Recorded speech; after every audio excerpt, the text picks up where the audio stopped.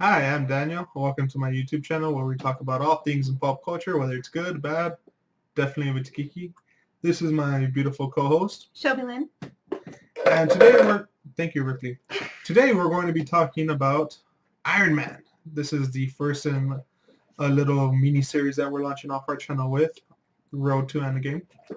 So Iron Man, as I'm pretty sure a lot of you guys know, was originally released in 2008. It's directed by Jon Favreau, and it stars Robert Downey Jr., Terrance Howard, and Jeff Bridges. So, do you want to start us off? So, opening up the film, we're introduced to the movie with AC/DC playing. What's the song again? I think it's Shoot to Kill, but I might be It's an completely wrong. AC/DC song, and we see a shot of a military No, convoy. back. Sorry. And we see a shot of a military convoy which Tony Stark is inside of, and immediately following, we go to several back and forth shots between Tony and the soldiers that are with him, and the kind of banter that they have there.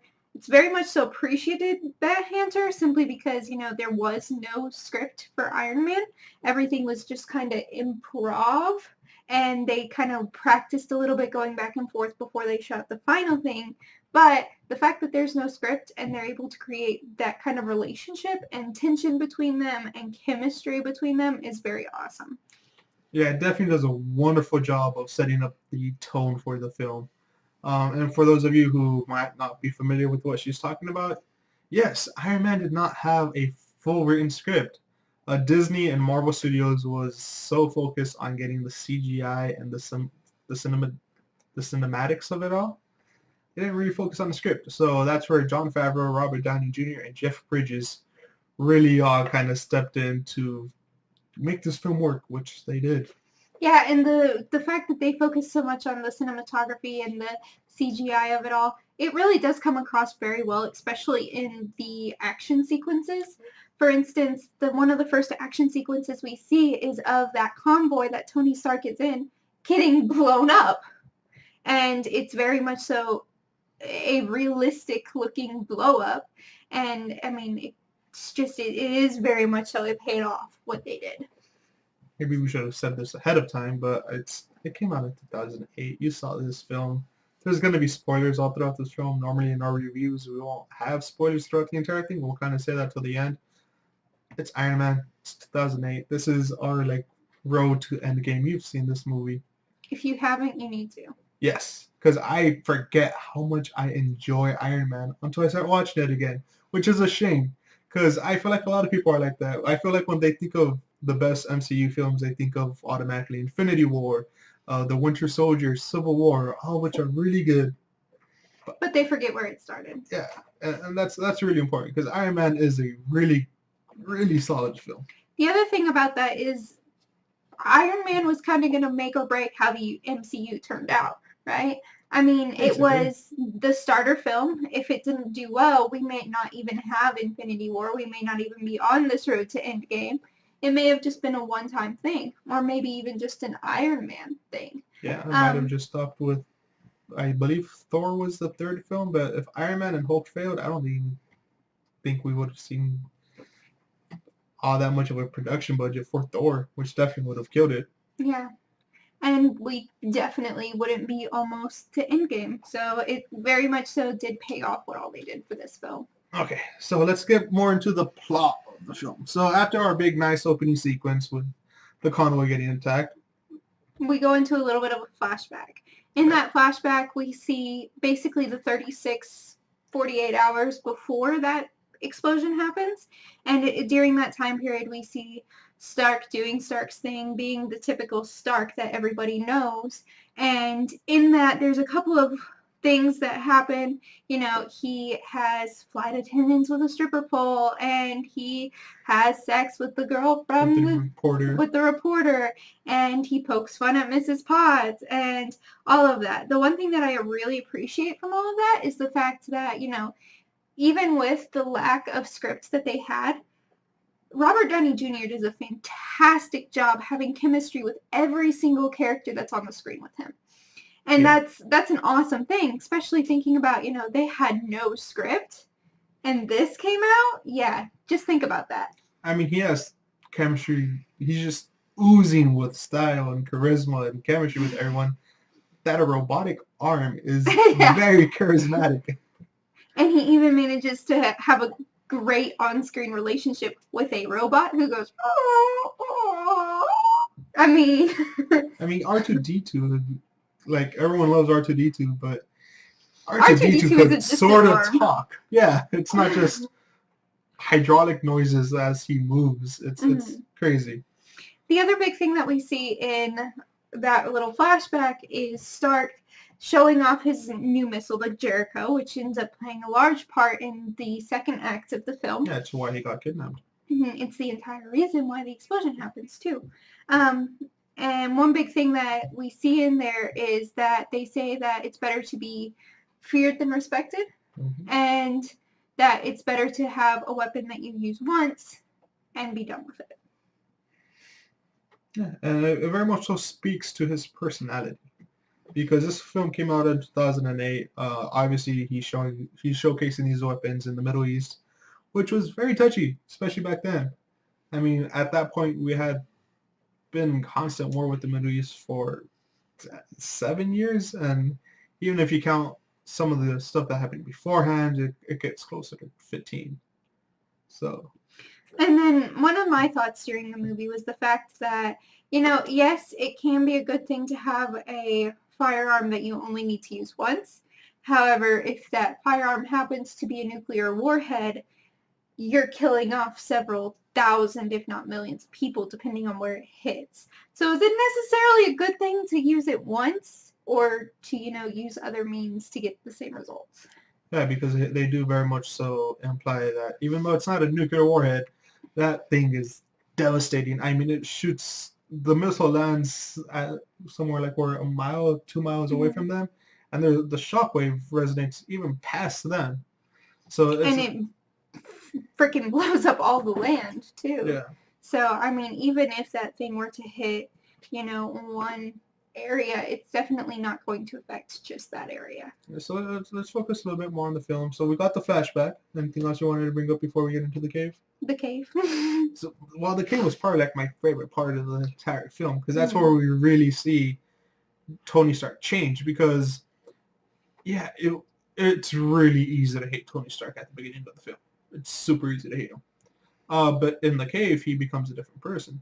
And we're actually introduced to a big reason for that, I believe, in the character of Jensen, who is only in the movie for like 20 minutes. But I gotta say, he's probably, other than Tony Stark, he's probably the best, well, not written character, rounded character in the entire film. One of the things that we discussed was the fact that, they did a very good job developing Stark, and the next best character that they developed was really and truly Jensen. Because, I mean, in that cave scene, you see him say that he just wants to go home to his family and that he's going to follow Stark's plan and all of that to get to, where he can be with his family again.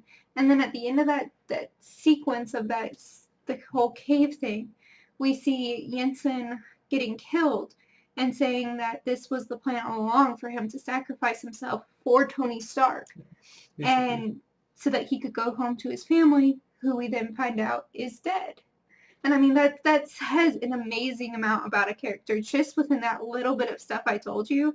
I mean, that's still a lot of development for a single character, especially not somebody who's, the top of the cast. Exactly. I'm sorry, I keep looking away. My cat is doing something to the guinea pigs that we have, and I don't know exactly what she's doing. I think right now she's just trying to hang out with them. Cool. She likes to pet them. It's really adorable, but also really like kind of concerning and weird. But anyways, back to the movie. One of the other things that I wanted to bring up was the fact that we see Stark go through basically open heart surgery with nothing more than chloroform. And that speaks volumes. Actually, we don't even know if he has that. I mean, it's kind of implied that it's chloroform, but I mean, still, that speaks volumes to a character to say that this guy is strong enough that he can go through open heart surgery with no anesthetic.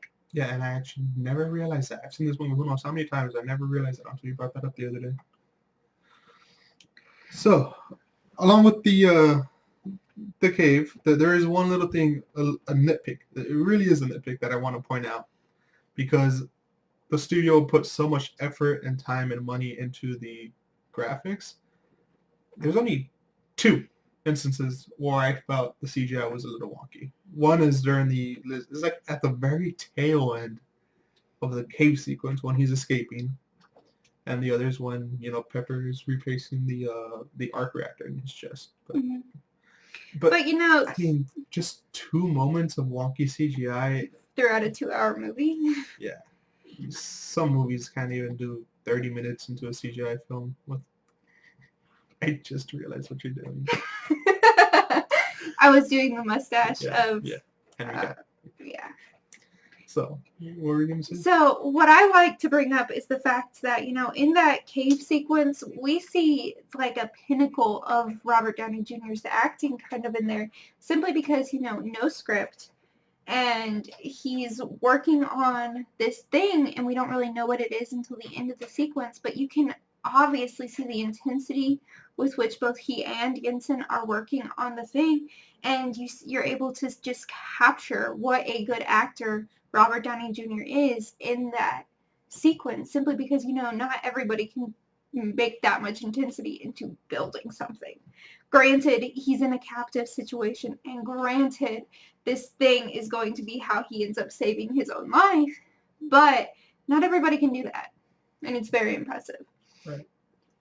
So, I believe you wanted to say something about the Mark I armor. It looks like Iron Man.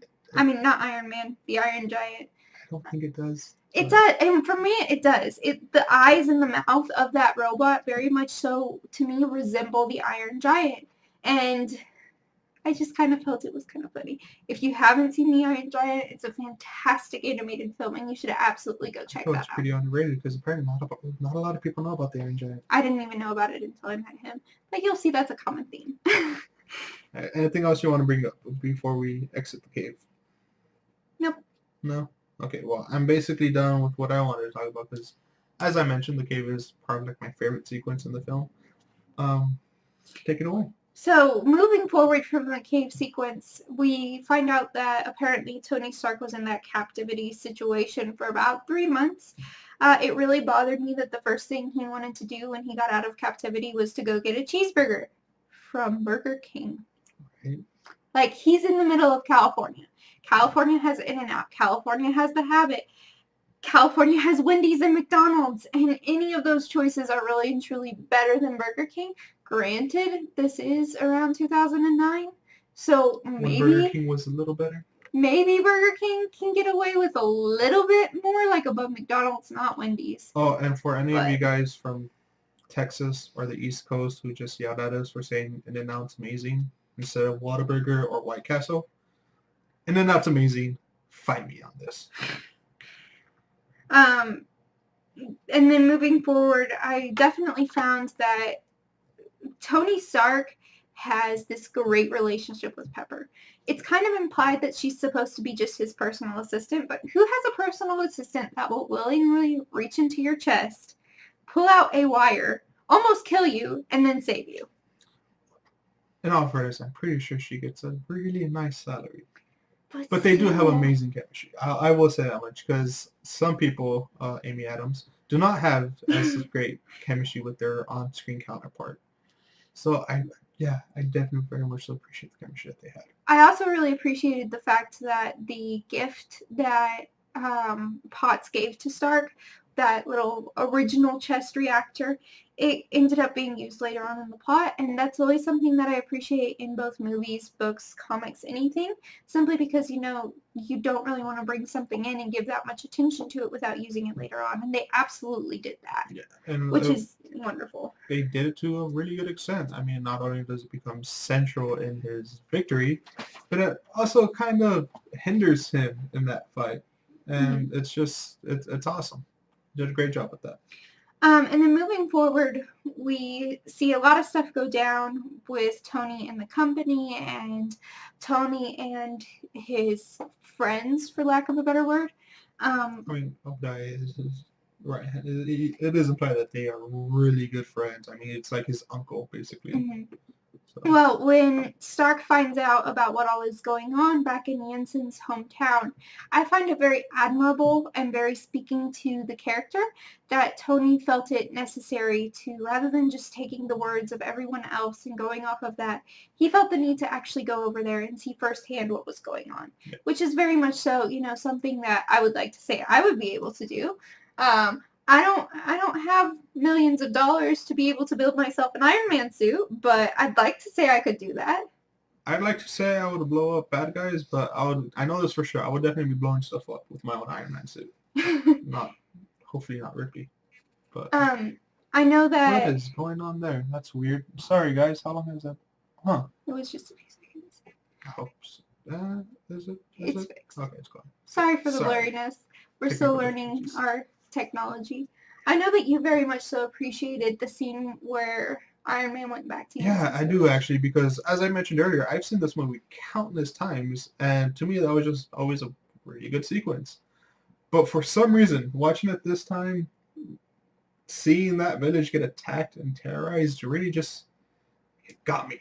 Like it really made me upset, it really made me angry and sad, and then just see Iron Man go in there and save the day just made it so much more satisfying. I know that I found it very comical as he was leaving the village and headed back to, where he's supposed to be, that, the colonel calls him and he's, what's his name? Rhodey. Rhodey. I'm going to have to write that down now because I'm going to just say the colonel like a million times. So I find it very comical that, Rhodey calls him and he's up in the air and he's flying back. And Stark lies to him and he's like, yeah, no, I'm just driving with the top down. I just got off of a hike, that kind of thing. And then less than 2 minutes later, Stark starts getting attacked and he ends up calling Rhodey back and he's like, it's me, don't let them kill me, help me, please. And of course, Rhodey does call off the planes. The attack dogs. And then it's also very speaking to Stark's character that, when one of those planes does hit him and the pilot does have to bail out of that plane, he actually goes and helps him when the parachute won't come out. Yeah, because the lever is somehow jammed. I'm pretty sure there's more technical ways to say that, but the lever to release the parachute is jammed. So. And it's very speaking to Stark's character that he would go and help them because, these guys were just attacking you. Not everybody would do that. I also find it very comical that Stark ends up telling Rhodey, oh yeah, just tell him it's the usual training bullshit. And what happens in the following scene? Rhodey tells the public that it's training bullshit. Yeah. And it's very speaking to their relationship. It is very telling to their history that those two share.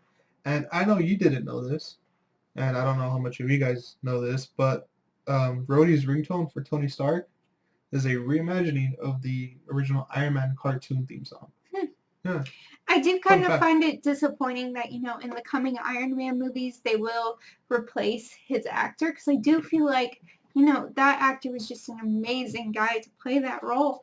And I haven't personally seen the following Iron Man movies, but I definitely feel like he should have been one they kept around. Yeah, Terrance Howard, from what I remember, I didn't really look into it all that much, but I believe it was just a billing issue. He wanted to get paid more, and they said no. So they replaced him with Don Cheadle. And no disrespect to Don Cheadle. He's a great actor, but I do feel Terrance Howard is the better Rhodey. I do feel like it also speaks a lot about Obadiah moving forward, that, he's willing to sell weapons to anyone that he can because business is business and warfare is warfare. And he feels that it's better to get all the money that he can than to sell only to his team. And of course, as we said, we're doing spoilers in this because you should have seen it by now. Obadiah does end up being the one that Tony fights with at the very end, and Obadiah ends up betraying Tony and locking him out of the company. I feel like that scene where he's talking to the guys who held Tony captive and all of that, it very much just speaks volumes about Obadiah's character, simply because, who would do that to their best friend? Who would stab their best friend in the back, have their best friend get captured, try to kill him? In Obadiah, in his defense, he didn't hire them to kidnap him. He was supposed to get murdered. So Still, who does that to their best friend? Yeah, so that's, I don't know if Obadiah sees him as a nephew, but it's very obvious that Stark sees him as an uncle, as a family member, as a best friend. And so yeah, definitely see where you're going with where who the hell does stuff like that. It's insane. I also do find it very interesting because, I kind of saw Obadiah's betrayal to Stark coming from the very start. He definitely didn't seem like a loyal friend should, and that he definitely seems to have that kind of villainish under persona to him. And I kind of just don't see how Stark saw that. I mean, yes, he's your best friend. No, you don't want to see that in him, but you need to see people for who they are.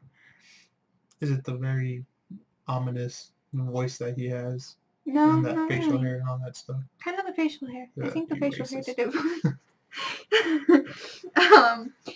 And then going forward some more, there's a point at which Tony tells his friends there that he shouldn't even be where he is now because he should have died in the cave, and that he has to be there for a reason, and that he knows in his heart that what he's doing, where he's going to fight Obadiah, is the right thing to do because he knows that that's what needs to be done. And when I saw that scene going down, my immediate thought was, Tony believes in some kind of higher power. He doesn't necessarily believe in God or another God of sorts. But he does believe in some sort of higher power. And I mean, the fact that he says, I shouldn't even be here unless it's for a reason, that kind of speaks volumes to that. And again, about Tony's character, because the best heroes are flawed. So that's interesting because to me, I see Tony as a scientist, an engineer. So I don't really see him as someone who would believe in a higher power. But I think it's very interesting that that's what you saw. And that just goes to show that movies are subjective. They hit us differently. Also, I really do appreciate the fact that we see Tony Stark change a lot from that flashback sequence at the beginning to the cave, and then going forward from the cave on. And Obadiah at one point says that part of Tony is still back in that cave, and my thought when I saw that was that Tony didn't lose part of himself in the cave. He found the part he needed to find to be the hero that the world needed. Well said. Very poetic, speaking of. I'm not going to plug in your book, but she does have a book. Anything else you wanted to look over, bring up, talk about? Really and truly, this volume just speaks volumes about Tony and his character, and I do really appreciate that. Yeah, what about you? It's a great character study. It really is, and superhero stuff. Like I said, it definitely is. Tony has a beautiful character arc in this, and there are so many things that can be seen and analyzed in the fact that he changed so much over the course of the film, and the various things that he says over the course of the film. There's one point at which that same reporter that he had sex with at the beginning asks him a question, and he looks her dead in the eye and just answers her, rather than, avoiding the questions or trying to make sexual innuendos. He just answers that question.